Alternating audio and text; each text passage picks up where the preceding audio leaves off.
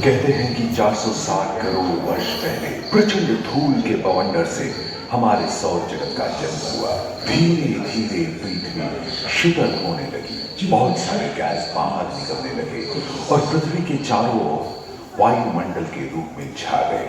इन गैसों ने बिजली की कड़क और बादलों की गरज से मिलकर एमाइनो एसिड का निर्माण किया। प्राय 350 करोड़ वर्ष पहले प्रथम एक कोशिकी जीव की रचना हुई। लगभग 280 करोड़ वर्ष पहले स्टोमैटोलाइट ने प्रकाश संश्लेषण के द्वारा वायुमंडल में ऑक्सीजन को मुक्त किया।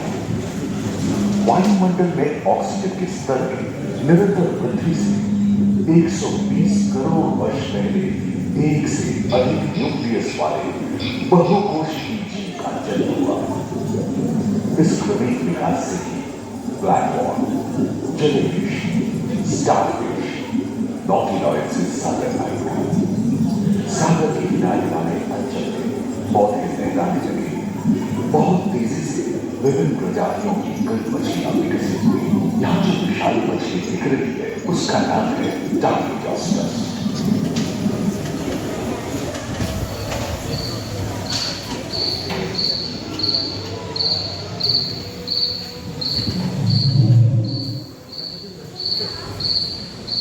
लगभग 35 करोड़ वर्ष पहले धरती पर पेड़ पौधों का जन्म हुआ, जो बढ़ते गए और घनी जंगलों में बदल गए।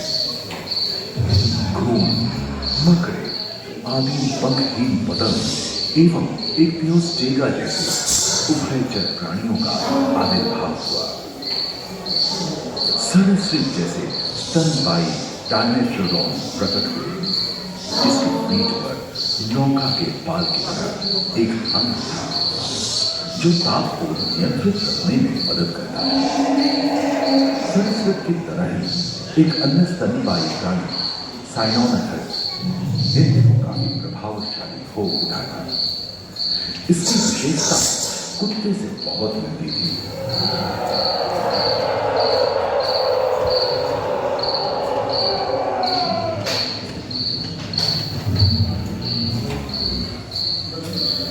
प्राय 1 मीटर तक पंख फैलाने में सक्षम ड्रैगन फ्लाई, साथ ही गिरगिट्टे, बीटल एवं बिच्छू पृथ्वी के चारों ओर फैल गए थे।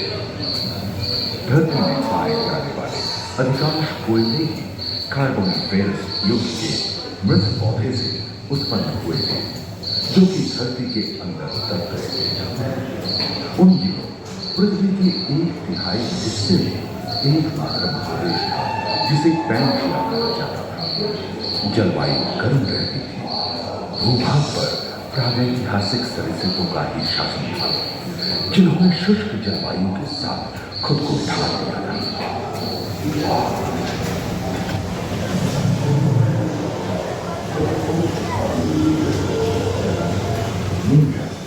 दक्षिण में उन मगरमच्छों का जन्म 540 करोड़ वर्ष पहले प्रथम स्तनपायी जीव मेडुसोस्ट्रोमा चूहे का प्रकाश डाला था। प्राचीन सरसृप समाज और उनकी शाखा डायनासोर में ले जाता है। ये घटना प्राय 30 करोड़ वर्ष पहले डायनासोर विभिन्न आकार एवं और धरती के कोने कोने में फैल गए थे एवं जलवायु के अनुकूल खुद को ढा दिया। इनमें से कुछ तो खिलौनों की तरह हल्के फुल्के थे और कुछ 15 पूर्ण वयस्क हाथियों जितने भारी थे।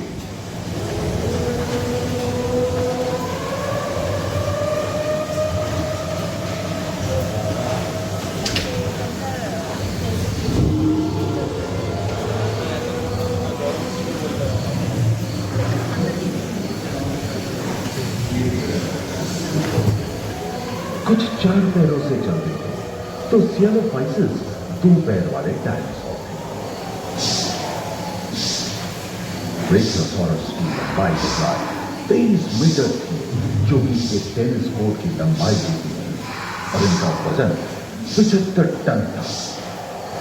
सरीसृप आकाश और सागर में छा रहे थे। प्लियोसॉरस समुद्र में रहते थे सबसे प्राचीन पूरी तरह से तीन और पदों हवा में होते हैं। ये युग का प्रथम चरण तक डायनासोर के लिए स्वर्णिम युग रहा। जलवायु में नमी की मौजूदगी से पृथ्वी पेड़ पौधों से भर उठी थी।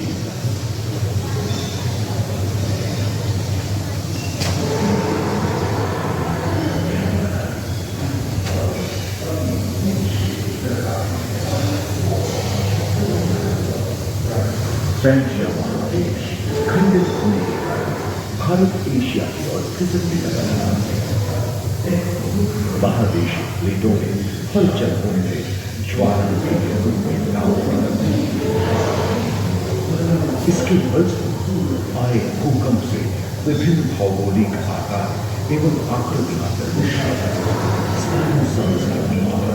मौका के पास एक अंत हुआ करता था, जिससे वो अपने शरीर के ताप को नियंत्रित करता था। एवं ओरी रास्ते जैसे छोटे डायनासोर को ओलंपिक के तीन धावकों की तरह दौड़ सकते थे।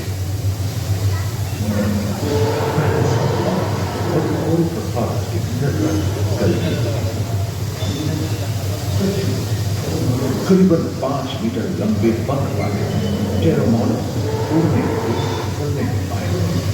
सुनने में विचित्र लगे, पर अधिकांश डायनासोर जैसे कि ट्राइसेराटोप्स और एंटाइलोसॉरस और दो भूखंड महान एवं समुद्री गर्भ के कठोर रॉकीज एवं अन्य पर्वत श्रेणियां निर्मित हुई।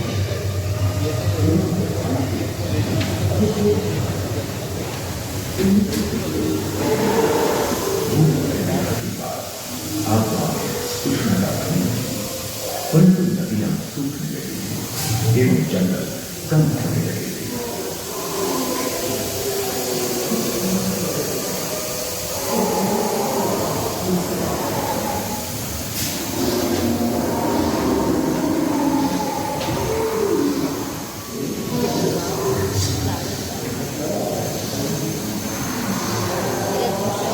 एकांत महादेश में जीव जंतुओं का विकास स्वतंत्र रूप से शुरू हुआ।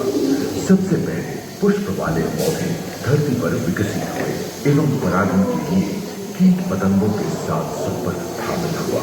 वे तेजी से धरती पर बढ़ने लगे। इसी समय पहली बार धरती पर सांपों का जन्म हुआ।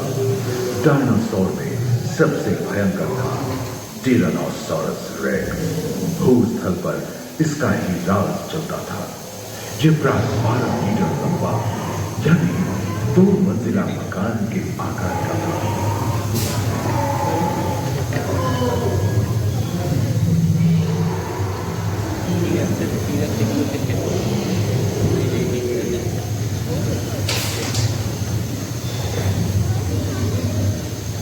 इनके हमले से बचने शाकाहारी एंटाइलोसॉरस अपनी पूंछ के बुनकर का इस्तेमाल करते हैं। सभी डायनासोर प्राय 2 वर्ष पहले एक अनुमान के अनुसार एक बहुत बड़ी गांव पृथ्वी से जा रहा है, जिसके फलस्वरूप उत्पन्न खून के विशाल होने हजारों वर्षों तक सूर्य की किरणों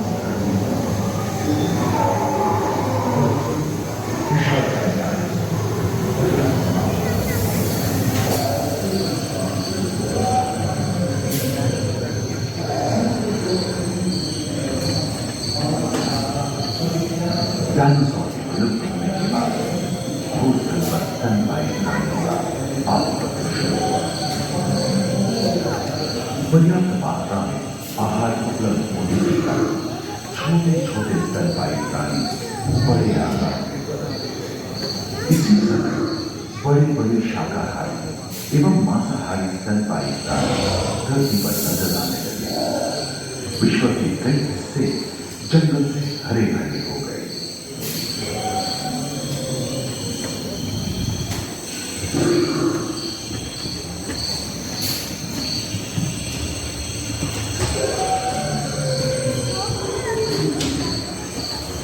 हाथी के पूर्वज डायनोथेरियम और घोड़े के पूर्वज यह हिप्पस की उत्पत्ति हुई, जो आज के हाथी और घोड़े में रूपांतरित हुए। लेमूर, टर्सियर जैसे प्राइमेट भी इसी युग में पैदा हुए। खोखली अस्थियों वाले आज के दिनों की पक्षी इन्हीं दिनों जन्मे थे। डायाट्राइमा जैसे बड़े एवं उड़ने में अक्षम पक्षी उन जगहों में रहते थे जहां मांसाहारी बड़े स्तनपायी प्राणी नहीं मिलते थे। एक एवं बंदरों का जन्म लगभग 1 करोड़ वर्ष पहले हुआ था। इस समय ही आदि मनुष्यों का भी आविर्भाव हुआ।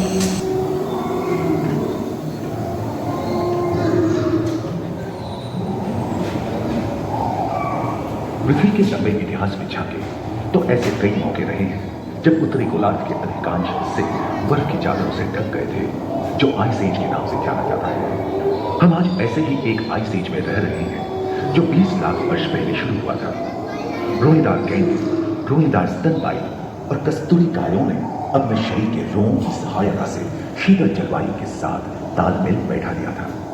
पुष्ट गुंबद आकार के गोलनुमा ग्लाइकोडोडॉन जैसे विशाल आर्मथिलों भी उन दिनों मौजूद थे। सेबल टूथ वाले बाघ और विशाल सिंह वाले तीर जंगल में शान से विचरण करते थे। संभवतः सामने के दांत से मांस को चीरने फाड़ने में हुई अड़चन के कारण यह समय के साथ विलुप्त हो गए।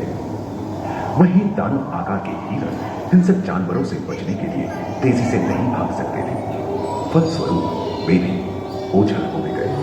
इस समय से ही आधुनिक मानव का क्रमिक विकास शुरू हुआ और विशालकाय स्तनपायी प्राणी धीरे धीरे विलुप्त होने लगी।